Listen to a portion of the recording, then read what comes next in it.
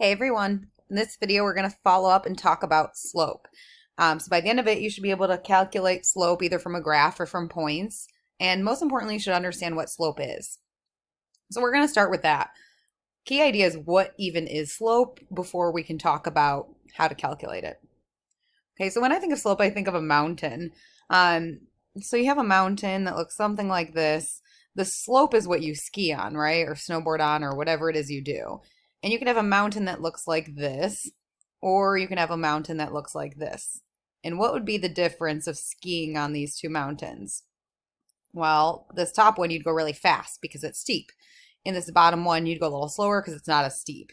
And that's exactly what slope measures on a line. Is slope is a measure of the graph's steepness. Make sure you write this down. Steepness. I hope that's a word. I know it's not step, it's steepness. Okay, it also tells you what direction you're going in. So are we going downhill? Are we going uphill? Et cetera, which we'll get into in a moment. Okay, so when you're looking at this line, we're not talking about a mountain anymore.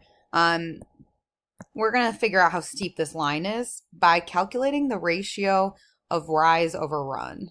So slope, and we always use the variable m to stand for movement for that, is the ratio of how much you rise on a graph to how much you run. And I'll use this example to show you how that measures steepness.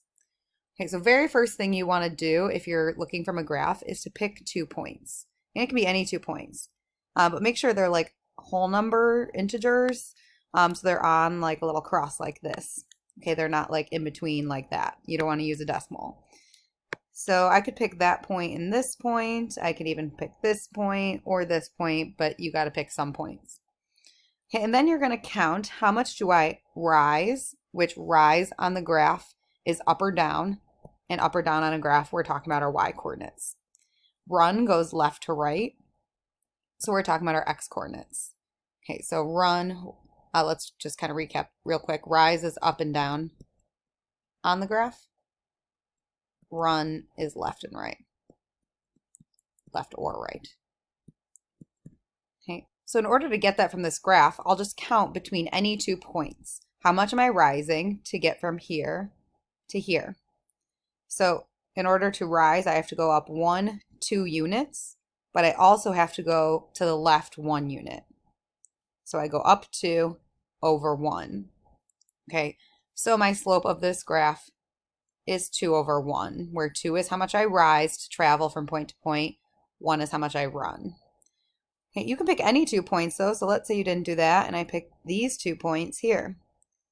Okay, I could go, I rise 1, 2, 3, 4, we're going down this time, and I run 1, 2 to get from this point to this point. Okay, so 4 over 2, where'd that go? 4 over 2 just simplifies to 2 over 1. So at the end of the day, those slopes will be equivalent no matter what 2 points you pick. And now I want to talk about how that measures steepness. So I'm going to draw another line on this real quick. Okay, so I had that line first. Let's say I have this line here. Okay, we're going to do the same thing, count a rise over run to get from this red point to this red point. So I go up this many and over this many. So that means I have to go up 1 and over 1, 2, 3, 4, 5. Okay, so of the red line, my slope would be rise 1, run 5.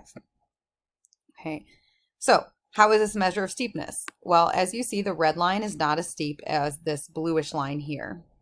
Okay, and that's because in this one, you have to rise more than you run, which makes it steep. And in this one, you run more than you rise, right? We're going left and right more than we rise. Okay, so that's why slope is the measure of steepness, and it's the ratio of rise over run, is if you're going to rise more than you run, you're going to have a steep line. Okay, if you're going to run here more than you rise, you're going to have a not steep line.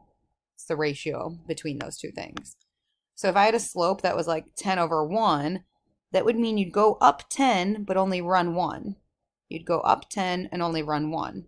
And that would be a super steep line. Okay, on the flip side, if you had a slope that was 1 over 10, that would mean you rise 1 and run 10, rise 1, run 10, you're going to get a super not steep line. Okay, so sorry for drawing over each other there, but my whole point is slope measures steepness by telling you the ratio of rise over run. Okay, I like to think about mountains, I like to think about stairs, as you'll see in these next few examples I draw. Okay, not only does slope measure a graph's steepness, it also tells you the direction. So I'm going to draw that in types of slope here. We're just going to sketch a few graphs. So you could have a graph that looks like this versus this. Okay. Again, I like to think of mountains and skiing personally because I'm a skier when I think about slopes. Okay, when you read a book, you know how you always read from left to right? So we go across the pages this way.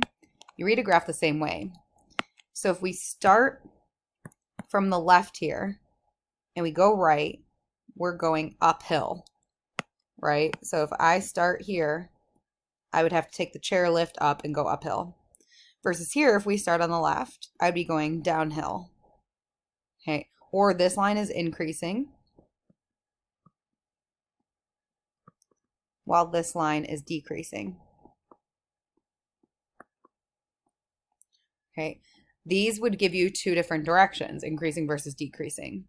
So an increasing slope is always positive. A decreasing slope then is always negative. So when I calculated these two slopes actually, and I said the red line was 1/5, well, if you read it like a book from left to right, it's going down. So it's actually decreasing. So it would be negative 1/5 for your final slope. Okay, same thing with this line. If I read from left to right, I'm going down. So this would be a decreasing slope. So I know I said it was 2 over 1, but it's actually negative 2 over 1, which you don't have to write 2 over 1 because 2 divided by 1 is just 2. So the slope of that line would be negative 2, while the slope of this line would be negative 1 over 5. Okay, these are two examples of negative slopes. Okay, increasing would have to go up to be positive. There are two other kinds of slopes, which I'll just quickly talk about, because you don't have to have a line that's diagonal. You can also have a line that's horizontal. I don't know what this coordinate plane is, but you can also have a line that's vertical. And again, I think of skiing here. So if you were to ski on this line, you wouldn't move at all, right? You'd have to like be pushed to move along this mountain. So this is an example of a zero slope. And if you were to ski down a completely vertical line, well, you would just fall to your death. So that's not really possible to ski on a completely vertical slope. So we call this no slope or undefined. Undefined just means not defined. Like there is no slope. Okay, so in conclusion, this is a positive slope. This is a negative slope. Horizontal would be 0. Vertical would be no slope. Or no solution, whatever you want to think about. Okay, so going back to our notes here, slope is rise over run, and if you have a graph, it's easy to just count. But if you don't have a graph, and say you're just given 2 points, we also want to remember our slope equation. So on the graph, you could count to find the distance on the y, or you can subtract the y coordinates. So rise talks about y coordinates to go up and down. To translate that to an equation, you take one of your y coordinates and subtract your other y coordinate. It will give you the distance between there. Okay, but you can't call y minus y being the same thing. So we usually say we take one of our y coordinates and subtract the other one. I don't know why we do 2 first. It actually doesn't matter. It could also be your first y coordinate and you subtract your second y coordinate. Okay, run, we're talking about our x's, as we talked about before. It's going left or right. So in order to calculate the distance between your x's, you do the exact same thing.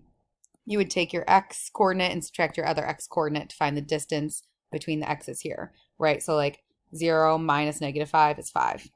So we could subtract those. But you don't want to call x and x the same thing, so we'll call this x1 and x2, which just stands for the first x coordinate and the second x coordinate. Differentiate between the two. And this is the slope formula. So we're going to try and use that with some of our notes below here. Okay, we're going to first calculate the slope from a graph. So just as a recap, this is an equation in y equals mx plus b form. Remember, slope is a variable as m, and it's whatever's in front of the x. And I purposefully picked this problem because there's no number in front of the x. So anytime you just have x, it really means 1x. So that means your slope is -1. Okay, so things to note is that it's a negative slope. Okay, but it's also easier to be written as rise or run. So 1 is the same thing as 1 over 1, but in the negative direction. And then this number, as we mentioned before, is our y-intercept. It's where you begin. So we begin at 2, we rise 1, run 1, but we have to go in the negative direction. So our line has to be decreasing. Okay, so here's how you would graph that line. Okay, now if you were to go backwards and calculate the slope, we could pick 2 points and say, okay, what's our rise and run? Well, our rise is 1, our run is 1, and it's decreasing, so it's going in the negative direction, so our slope is -1. Okay, so that's a recap of how you find the slope from a graph. Okay, you can also do it by calculating between 2 points. And just to prove that this is going to give you the same answer, I'm going to pick 2 points that were on the graph I just drew. So let's say your points are 1, 1, and I'm going to pick, let's say -2 is my x, and 4 is my y. First thing I recommend you do is write down the equation.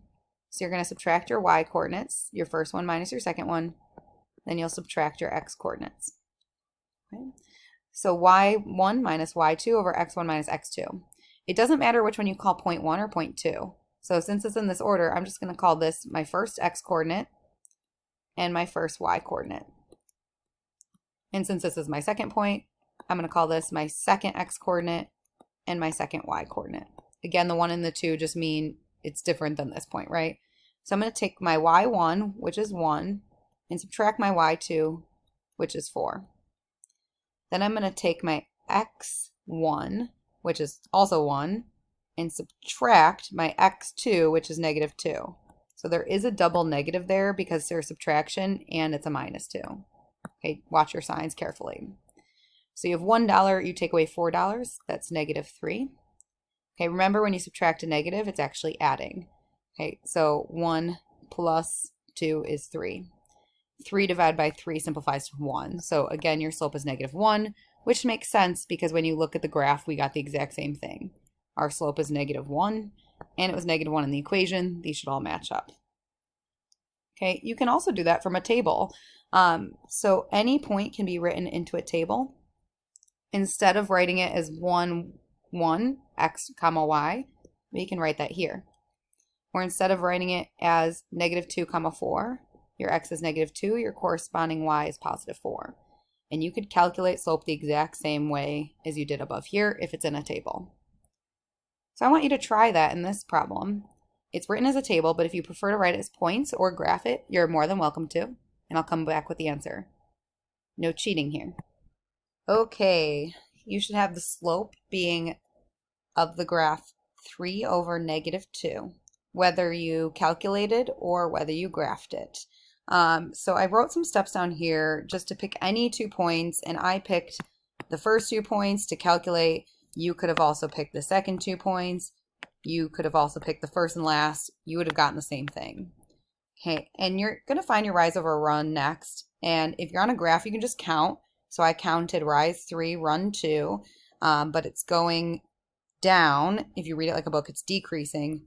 So your slope would then be -3 over 2. Or if you calculate with the equation, you assign one of the points to be x1 and y1, one to be x2 and y2. You plug them in the equation. I had a 1 minus -2. So remember, that's actually 1 plus 2, how I got 3. Then I had 5 minus 7, which is -2. And as you see, whether I use a graph or the formula, I get the exact same thing. Okay, if you didn't get this correct, please take a look through my work and ask a question if you have one. Okay, one of the important things in the formula to keep in mind is to keep the point consistent. So if this is x1, this has to be y1. Okay, you can't have this be x1 and this y2. If this is x2, this has to be y2. Okay, just something I thought of. So that's all about slope. I know that's a lot of information, but slope is really important because it measures a graph steepness and its direction. Okay, so if you have any questions, please let me know. Otherwise, have a good rest of your day.